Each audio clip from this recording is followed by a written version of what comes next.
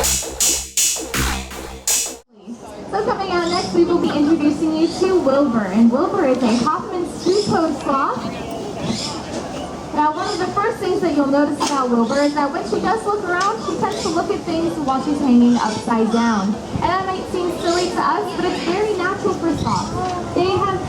Their bodies are very well built for this upside-down lifestyle. They've got those long nails that act as hooks through to the branches and very strong spines to help support their body weight as well. Now, the reason that they move so slowly has to do with what they eat. They eat leaves, and leaves don't exactly provide a whole lot of energy, and they take a long time to digest, so they move very slowly. And they move so slowly in that humid rainforest environment that algae actually grows on their fur. And that might sound gross to you and I, but it's actually beneficial to the sloth in a couple different ways.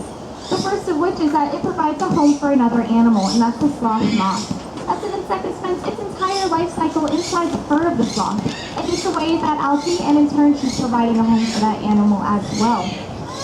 Now, the algae is also really important because, as you can imagine, she doesn't have very many ways of being able to defend herself against her major predators, which include jaguars and harpy eagles.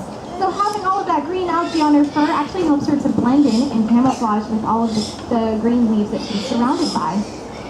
Now, those leaves that she eats are also pretty hard to digest. It takes a long time, and in fact, the sloth only goes to the bathroom once a week. That is it. Can you guys imagine that? And when they do have to use the restroom, they'll climb down to the base of their tree to do so. And that's one of the few times that the sloth will come out of their tree. And the reason that they're climbing down to the base of their tree is because then it can act as a fertilizer for her tree home. And that's her way of being able to help out and give back to her environment. Now, a lot of people will look at a sloth like Wilbur and think that she looks pretty darn cute, and that maybe having a pet that only goes to the bathroom once a week is such a bad idea. Well, a lot of people have this thought, and because of that, a lot of sloths are taken out of the wild for the pet trade. And this is not so good for the sloths because they don't handle stress very well. So when sloths are taken out of the wild for that exotic pet trade, a lot of them don't end up surviving that trip. Also, it's really hard to mimic that rainforest habitat in your own house. So a lot of sloths aren't very healthy inside of people's homes either. So we like to encourage everyone that if you're considering bringing a new animal into your house before looking at an exotic pet like Wilbur, first you might want to take a trip to your local animal shelter. There are a lot of cats and dogs out there that are in need of really good homes, and they are much better suited for a lifestyle inside of your house than an exotic pet like Wilbur would be. Alright, well, Wilbur will sleep about 18 to 20 hours a day, so we're going to go ahead and let her finish her nap. What did you guys think of meeting Wilbur? Alright, well, just like Priscilla, our next guest is also from Africa. But our next animal is actually a bird. But it's a very strange looking bird. It kind of looks like a cross between a chicken and a dinosaur. Now, this bird is called a helmeted guinea fowl. And our helmeted guinea fowl here at the show is actually very smart. So smart, in fact, that we named it Einstein. Now, Einstein loves the sound of applause, so maybe you guys talk loud enough, he might come out to see you guys today, alright? Let's hear it for Einstein! Alright, let's try it a little louder this time. Let's hear it for Einstein! One moment, let me go check on this. Brad, did you let Einstein out? That's the chicken thing.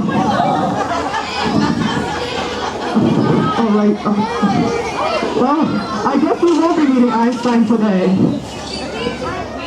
What? Are you sure? What does it look like? This red thing right here, was it kind of like a light gray color? And you say it went that way? Alright, let me go look. Einstein, the kids are going over here, where are you? Einstein, come on, Einstein, where are you? It's one of you over here. Didn't anyone tell you guys not to lie? Oh, you just said he went that way.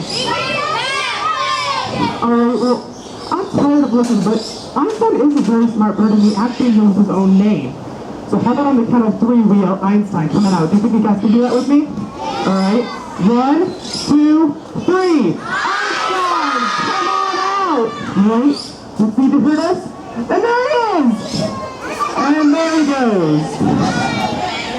3 months of training and that's all he does. Alright, well I might have lied a little bit. Einstein might not be actually that smart of a bird, but he is actually a very important bird over in Africa. Einstein and helmeted guinea fowl, just like him, are actually pest control over in Africa.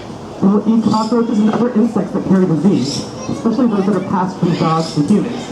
And also in Africa, humans will raise guinea fowls just as we raise chickens in America to use them for their meat or for their products.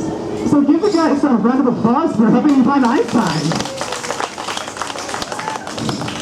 Alright, well we figured the trip around the world would not be complete without a stop right here with one of our local species. This next guest is so local in fact, but it's the Florida State reptile. Now does anybody have any idea what that could be? Yell it out! Alligator! That's right, it is an alligator. So up next, we have the big, the bad, the completely terrifying. Alright, so he's not big, bad, or all that terrifying. But this is Pierce, and he's our juvenile American alligator here at the show. So Pierce may not seem very big right now, but he can actually grow to be about 13 feet long. The largest alligator ever recorded was 19 feet long, and now it's found in Louisiana. Now alligators like Pierce here are actually very important animals. They're known as a keystone species. This means that the survival of other animals in their habitat depends on the survival of the alligator. And I think it's one of some of the alligator's natural habits. Now, does anybody here know whether alligators regulate their body temperature by themselves like we do, or do they use external sources? Go ahead. Right. Thank you, Pierce. Yeah, he does that sometimes, just like we do. Alright, well, you were right. Alligators will sit in the sun in order to warm themselves up, but they'll also submerge themselves in water and able to cool off. Now, during the dry months, ponds will dry up and so there will be no water for alligators to submerge themselves in. During this time, alligators will start to waddle in the mud, creating a gator pit. Now, because the water table is so high in Florida, this gator pit will start to fill with water. So other animals will come to this area in order to bathe or to drink. During the 1950s and 60s, alligators were hunted almost to extinction. They were being used to make belts, purses, boots, and other accessories. Now, scientists were discovering during this time that as the alligator population was declining, so were other animal populations. Now, in the 1980s, the alligator was added to the Endangered Species Act. This meant that the alligator was now protected and could no longer be hunted.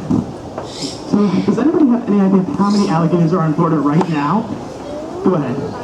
5,000, all right. Any other guesses? Go ahead. 2 million, all right. You. 3,000, all right. Well, you were actually the closest. There are actually between 1 and 1.5 million alligators in Florida. So that means for every 20 people in Florida, there's 1 alligator. So it's not very common for you to run into one in the wild. If you do, we just ask that you keep a safe distance and enjoy them.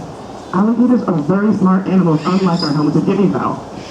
So alligators, if they come to an area and they receive food, they will return back to this area looking for more free handouts. Just like your dog would beg from a dinner table, alligators will beg from everywhere that they've been fed before. But unlike your little chihuahua at home, there's a big difference from a 500-pound alligator. There's also a $500 fine for harassing alligators in Florida. So how did you guys enjoy meeting Pierce, our juvenile American alligator? Now, was anyone out here feeling brave today? Alright, quite a few of you, good. Well, not right now, but after the show, we'll teach you a safe way to touch Pierce. But for right now, we have a few more animals for you to meet.